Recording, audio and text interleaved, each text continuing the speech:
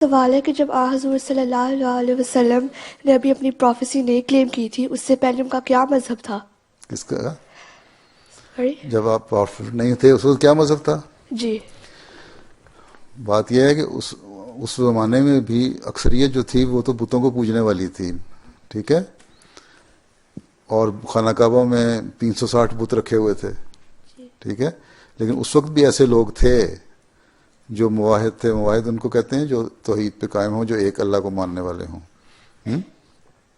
ان لوگوں میں سے بھی تو حضرت صلی اللہ علیہ وسلم نے کبھی بھی شرک نہیں کیا. آپ کو شرک سے اس وقت بھی نفرت تھی، ٹھیک ہے، اور بتوں کو نہیں سمجھتے تھے کچھ. اسی لیے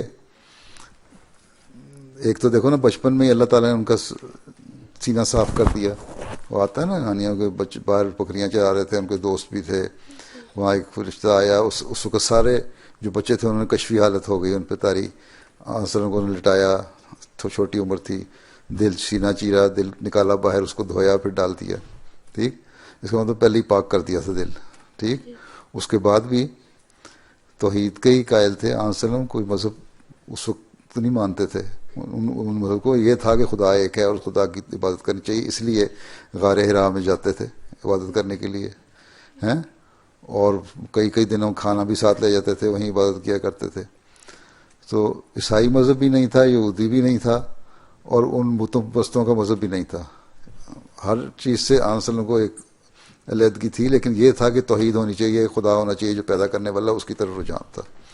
پھر اللہ تعالیٰ نے غار حرا میں فرشتہ بھیجا جب اس نے پہلا وحی کی ہے، اقرا بسم ربک الذی خلق. تو یہ مشرک نہیں تھے وسلم، اور صرف وسلم نہیں، اور بھی لوگ عرب تھے جو اس زمانے میں بھی توحید کے قائل تھے، ایک خدا کے قائل تھے.